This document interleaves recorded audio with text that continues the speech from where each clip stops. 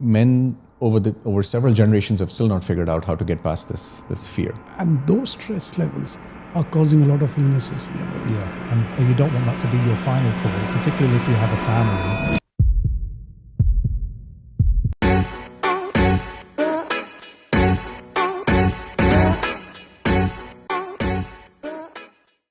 Hi everyone, welcome back to the Manarchy podcast with me, Chris. I'm joined again here today with Wilson and Sumit. Thank you again for joining me, guys. Nice to be here. And today we're going to be talking a bit about why men don't go to the doctor. What is it about this subject that is just impossible for a lot of guys? So, Wilson, I'll start with you. What's the reason? What's the reason guys are just so reluctant to go and visit the doctor? Personally, for me, I hate needles. So Okay, yeah. Yeah, but a consultation doesn't have needles. No, you never know. But the fear is, I go for a consultation, say you've got this problem, you need to take a shot. I'll say no. No, but apart from that is, I think men are actually built. I don't know whether I'm saying the right thing is not to take things seriously when it comes to your health. You always feel that, let me drag it a bit more, I'm okay at the moment. Just power on through. Just power on through. Let me, until unless it gets to a point and you really can't do anything, then you rush to a doctor. The second part also is the fear of what your diagnosis will come up with. You're having right now a good life. And within you feel you're quite okay, but you might have a hint, this could be an issue. Yeah. But let's play it out. But when you go to the doctor and he says, this is where you stop and this is bad news for you, and that's where you start actually panicking. And I believe that most of the men don't want to hear that because they have got responsibilities, they've got families, and as a man, you need to stand up to anything. Yeah, there's no time to think about my health. Think about what I feel and whatever it is. I think that's the reason, perhaps. Yeah. Sumit, what's the why don't men go to the doctor? What's the reason? I'm going to speak from my perspective, man. There is a deeper discussion here, but the crux of the problem here is how the sociocultural factors that have been designed to bombard us with this thought that as a man you should just man up. Yeah. You can deal with pretty much anything. A cut, a scrape of anything is something you just like deal with and move on. So this is on one side built as the inbuilt resilient society expects men to be tough. Yeah. And that percolates into your being where your ego, boosted by all that testosterone in your body, says, I am tough. So this little pain in my knee or that little twitch there or whatever it is, we'll power through. I'm going to have a beer. It's all going to go away. I'll sleep it off. Don't turn a mole into a mountain. What's the saying? Don't turn a molehill into a mountain, but it ends up becoming a mountain sometimes, but you just want to ignore it. The second part of this is, I think, the inability to look into the future, right? Because you're looking into the now, you're loving the moment. You said this, right? You're just like, everything's good right now. Yeah. So you don't, this little thing, what could it possibly be? Why should I care? Yes. Let it go away on its own, not knowing that it might be an underlying cause for something else. Exactly. Yeah. Right? And the third part is the masculinity aspect of it. Just beyond the sociocultural factors of it, there is this toxic masculine aspect to it, which I think is the true toxic masculinity and not what the woke culture is talking about. Yes. Is that men putting it on themselves that I need to exhibit a certain level of strength and a certain level of resilience and not listen to the signs and signals your body's giving. Yeah. Well, on that subject, I would say, for me, the body is very resilient. It proves itself to be very resilient year on year, right? And there aren't always necessarily signs of your body having an issue, right? And I think this is probably the most important reason why, as men, we do need to go and get our bloods checked. Yes. Go for the mandatory tests that we should be having. Whether or not we want to know the results of them is another thing. Whether we're fearful of what the doctor might tell us is another thing. These are all just things that if we are truly the men that we say that we are, should be able to deal with, right? So it's really important that we understand that the body is the master of dealing with things up until a certain point. And as you kind of were alluding to at the beginning, it will deal with things until a certain point, until it just says, no, thank you very much, I don't want to do that anymore. But now, and as I always say to people, you can have 1,000 problems in your life, until you have a health problem. Now you've only got one problem. Yes. Right. And if you have a chronic, even an acute problem or a chronic health term issue, these are not problems that you want in your life. And especially when it was something that could have been taken care of long before by just doing a bit of due diligence, by just being a bit proactive in terms of, visiting, a general practitioner or whoever it is, just to get yourself checked out. It doesn't take long. Make sure that everything is, ticking along nicely and your markers, your blood markers and these things are where they should be. And understand if there is any cause for concern, that a lot of the time these things are reversible.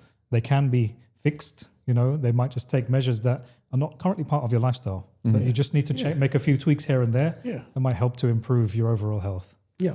I mean, you'll be able to explain better, but let me just put it on. You see, the comparison between the old times and the modern times is diseases, sicknesses, illnesses have increased. Yes. You see a lot of this good athletes, kids having cardiac arrest at the age of 18, 20. Diabetic kids, 4 or 5 years old. You see, everything now is kind of distorted. It has changed prior to what it was before. In the olden times, you didn't have much of illnesses or sicknesses, no insurance. There should be a normal doctor, one hospital, whatever it is. Until unless you're really half dead, then you rush to the hospital. Or else, who used to go to the doctors? Yeah. I mean, the worst that would happen is like maybe an epidemic and you'd get, Exactly. or war. That's I mean, right. all external factors. Yeah. But now everything you do, there is an impact, there is an effect, there is a side effect to it, right? And I always feel the stress levels then was very different. There was not much of a competition. Even if there was a competition, it was clearly A, B, C, that's it. Yeah. Nothing in between. Now you've got A plus, A minus, B plus. And I'm just saying about it. So the stress levels have increased. Yeah. And those stress levels are causing a lot of illnesses in your body. Yeah. So if you're really, really, really, really stressed, that's the starting point. And to actually touch upon the point about societal factors, yes, maybe years ago there wasn't necessarily this issue when it came to socioeconomic factors we can talk about. That's all right. But the increase in population, the increase in toxins in the air, the carcinogens, all of these things have increased tenfold, probably more, over the last few decades. And so environmental factors, we don't even think about them. They're invisible. Yeah. They're intangible things that we can't really measure. And so we don't even really pay attention to them. And like I said, particularly as men, we just kind of plow through every single day going about our daily lives, not really considering the fact that actually even the air that we breathe can affect our health in the long term. Yeah, for example, COVID, Yeah. you couldn't see it. No. But look at the impact it had all over the world. Yes. Yeah. The best of healthy individuals passed away. Yeah. They succumbed to it. I mean, I know quite a few. What? COVID? Can you imagine? Yeah. It's just the air, what we breathe. That was a problem. And it's still around today in different forms. By Exactly. The way. Now it's ever called noticed that pneumonia, everybody that travels seems to come back sick, Yeah. including ourselves? We just- it takes a couple we of just weeks to recover every time we get on a happen to plane. be capable of adjusting to it now, Yeah. and have come to some kind of a weird symbiotic thing that we're not going to die of it anymore. Yeah, right. yeah.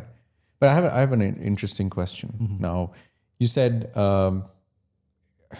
I'll preface it with a brief story about men. Right. I mean, in general, the average man is a fixer. Yeah.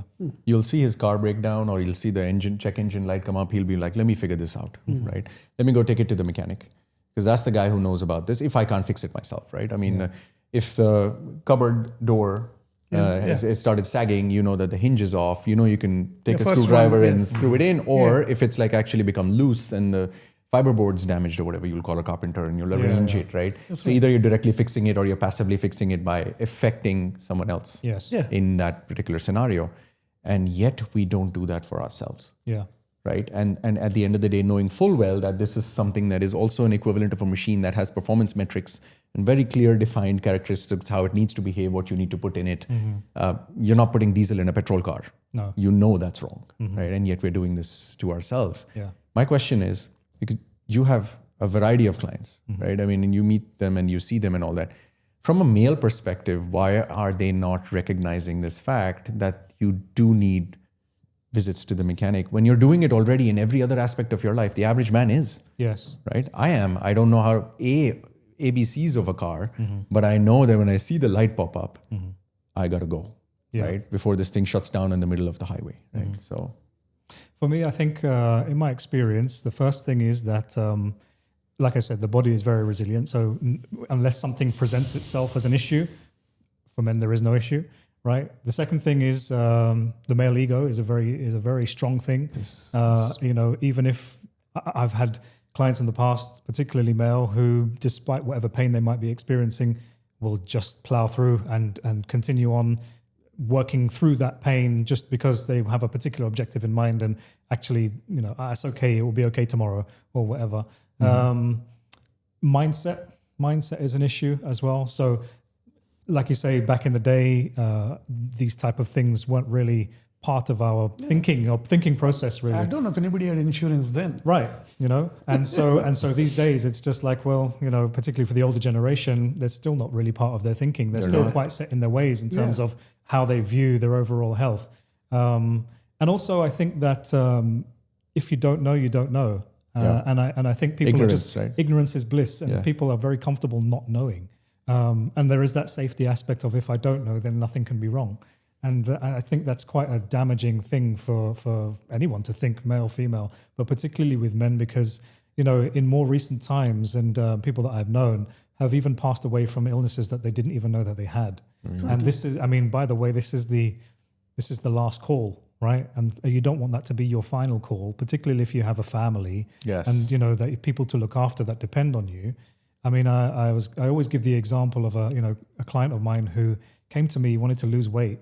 And the reason that he wanted to lose weight because he had applied for life insurance and it got rejected based on his blood test results. Exactly. Why does it take for negative blood test results to come back and saying all your markers are off and we're not going to insure you, for you to think, but now I need to change my life in order to be around for my family?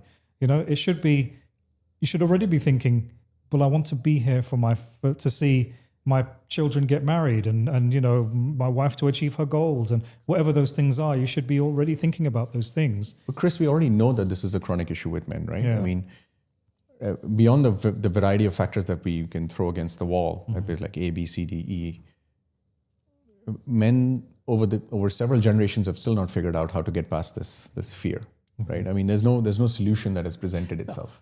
The problem also is, so it's a systemic thing. It's almost built in. That's what I'm thinking. There's a stigma attached to it. Exactly. Now, what's in your day-to-day list? Where are the doctors and the health? Never. Right at the bottom. Almost never.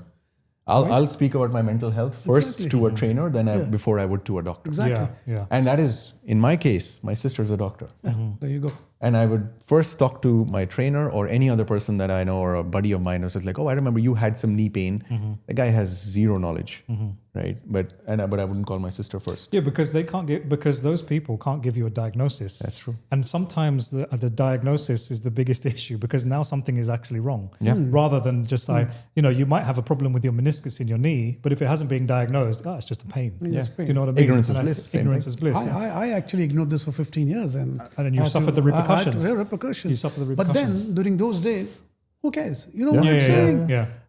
You're a man, just get on with it. Exactly. Insurance, surgery, it's a big thing. What has gone wrong?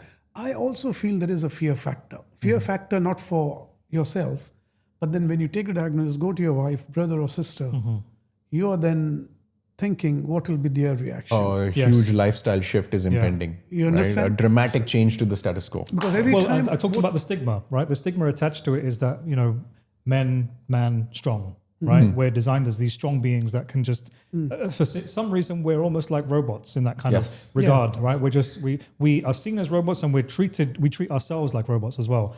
We're just human beings that suffer pain and emotion and everything just like everybody else. And we should understand that that's who we are. We're just human beings that are not infallible, that also need to be involved in self-care and looking after ourselves. Because if we don't, the chances are that our life expectancy is not going to be maybe as long as we think it is. I was talking to someone the other day about the fact that, I might live another 40 years. That's fantastic. Yeah, maybe if I look after myself. You know, if I don't take the steps to look after myself and, like I say, go to the doctor, make sure everything is okay, well, that lifespan might very well be cut in half. Also there could be an issue with communication. When I say communication means men in general will communicate to you anything and everything except health. Except health. Yes, yeah. You understand? They'll be. Oh man, yeah, that's amazing. They'll be talking to their wives about everything: daughter, son, mom, dad, brother, sister. Yeah. But when it comes to health, they'll hold it. Yes. No, it's the same thing if you also look at it from a community perspective, right? If I've got some pain somewhere, or if I've even got a mental issue, right? I mean, let's talk about health in general is not just physical, it's also visiting a doctor for even mental concerns that you might have, right? Psychological concerns. We meet as friends, and the first thing I say, how's everything going? You could be like in the absolute crapper, and you just be like, yeah, Everything's fine. it's good. Yeah. It's all good. I'm just not going to open up. And you put two women together that are going to basically be like, let me tell you what's going on. They and will. 16 hours later, they're just like, they've actually gotten to a resolution. Yeah. They've let out all that stress and they're walking away feeling healthier and better. And here we are just telling us like, have a beer, everything's going to be okay. Yeah. Right? So We're from that point of perpetuating view- that thought. From that point of view, then, do you think that it's important to have that support network around you that are willing to hear what you have to say with regard to your own health and well-being? If you have any concerns in particular about your own health, it's important. Do you think it's important to have that support network around you that are willing to listen? Yeah, but then how? For example, if I tell my wife I'm visiting the doctor tomorrow, the first question, what happened? You know, see the reaction. Yeah. It's something you'd rather not deal with. Rather not do it. You know what I'm saying? It's an escalation. It's a significant escalation from a behavior perspective. And all of a sudden something is wrong. They start panicking. You go and tell a mother, I went to a doctor today. These are the reports. The first thing is to sit down. Yeah. Are you okay? Are you not okay? All right. Now, in order to avoid that, I think most of the men don't really go, even if they go. One of my friend was saying that his friend had an issue with the heart. He went to the doctor. Doctor said immediate because two of your is blocked. Arteries is blocked, yeah.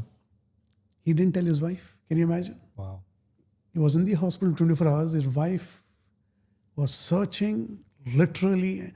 And then in the end, after the surgery, the next day he said, I'm in this hospital. Can you imagine? This actually comes to a critical point of it's communication. Communication. They're not willing to discuss health. And I don't know why. He went to the surgery all alone in the hospital. No, but I can kind of pick up maybe some nuances here because he knows that the blowback and the reception he's going to get is going to be far more challenging for him to deal with. Yeah. And the changes that will come after that in the lifestyle will be so much more disruptive and outside of the status quo that he might as well not just have that conversation altogether. That's right. Going to that point of maybe an important factor here is going to be not just the support network, but the closest part of your support network, if it's female, then the male-female communication aspect of it, asking the other side to be like, listen, there is a problem with communication on this side. So do not stigmatize the problem that's happening. Find a solution to it to the way that the person wants to hear. Now, of course, that's putting an onus on women, which may not be entirely fair. But on the other hand, how else are you going to attack this? I mean, how would you do it? Look, I think that it's all about, we have to address the cause and effect, first of all. So what we're really talking about is the effect of contributing factors, lifestyle factors that somebody has not taken steps to improve before they end up having health issues to begin with, right? Exactly. Yes. So, are you doing the basics first? Are you looking after yourself? Are you drinking enough water, getting enough sleep, having the right nutrition, doing a bit of exercise? Are you doing all of those things first? Are you stacking the odds against you by not doing those things? Or are you doing those things first to help improve your health and well-being, which means that actually, even in spite of the fact that you might not go to the doctor, the chances of you actually not having blocked arteries are better. For example, I had a family member some months ago. I mean, and this is the alternative, right? I'm about to explain the alternative is that they had a mild heart attack, right? And their whole family was present. Can you imagine the panic that must have been in the room at the time? My goodness. Just because that person hadn't taken the time to improve their lifestyle, to improve their nutrition, to do a bit of exercise. And then what was the alternative? They didn't go to the doctor either. And they ended up having a traumatic event with the family as well, which, by the way, they will probably stay with them for the rest of their life, right? Yeah. So sure, if you want to inflict that on your loved ones as well, you have to think about that also. And by the way, that was a lucky escape. right? Yeah, Quick true. stint in the heart, all of a sudden everything is okay. Exactly. Not everybody's that lucky. No, but then how does one relay it to their partners? How? I guess that's Is it the timeless mental question, right? I mean, if is you it, look at is it, it is it the mental ability? Because you need to put it in such a way, because something like a artery surgery and all this kind of stuff, you need to be that's serious. very, very diplomatic how you put it across to your partner. Yeah. Is she able to take that? Because it could lead to, it could lead to so much of thoughts, Psychological trauma, which will not actually happen, but then Yeah. the first reaction, Yeah. how to react to that. Yeah. Samit, what's your take-home message for this topic? My take-home message is build a support network. Yeah. Understand that if you are not going to know whether communication is going to be accepted by anyone around you unless you're going to communicate. So let's say the doctor is a problem for you to approach directly. You have emergency contacts. You have people who you trust to share information in the most dire of times. Yeah. You might as well have either that friend, or maybe not the wife, but maybe a friend, maybe a brother, maybe a father, maybe someone who might not give you the right answer, but at least will be like, okay, it's no longer wrong to communicate. Yeah. Right? The very first step is to be able to let it out and at least speak it out loud so that your body recognizes it. The fact that there is a problem you're recognizing, because that's what we just talked about, is that you don't even at this stage want to recognize that there's a problem. Yeah. Right? Ignorance is bliss is the whole concept of just like, I don't even know what this is, might as well forget it, out of sight, out of mind. So my take home message will be communicate first. Find out who you can communicate with, which could be a non-judgmental person who can hear it, absorb it, maybe not give you the ideal advice, but might say like, maybe get checked. And saying maybe get checked as opposed to a wife or a partner saying, oh my God, what just happened? Oh my God, the entire world is falling apart. We need to change this, right? That's probably the right person to have around as a support network, in my opinion. I would just thinking out now, how would I relate to my partner? I would say, look, I'm 42 now, and you're what, 38? 40. No, I'm talking to my wife, for example, right? Didn't know you were married. So I would say, what, you're 38 now, I'm 42. Let's go for a checkup, both of us. Yeah. That's probably a right way That's to a do great it. idea. That's a very healthy way of Very healthy way. So we'll say, okay, let's go. So there is no panic, no nothing. And then when it comes to diagnosis, you sit and discuss. That's one of the things. Yeah. Yeah. I Such a mean, good- but it such a all good it all suggestion. depends. It all depends fantastic also. If you have an insurance, go. If you don't have an insurance, pray. I mean, I'm just saying. Seriously. Not everyone is privileged. Yeah. But one day at a time, if you feel the need, whatever it is, there are a lot of support systems, as you said, in and around, a lot of help groups and whatever it is. Please check.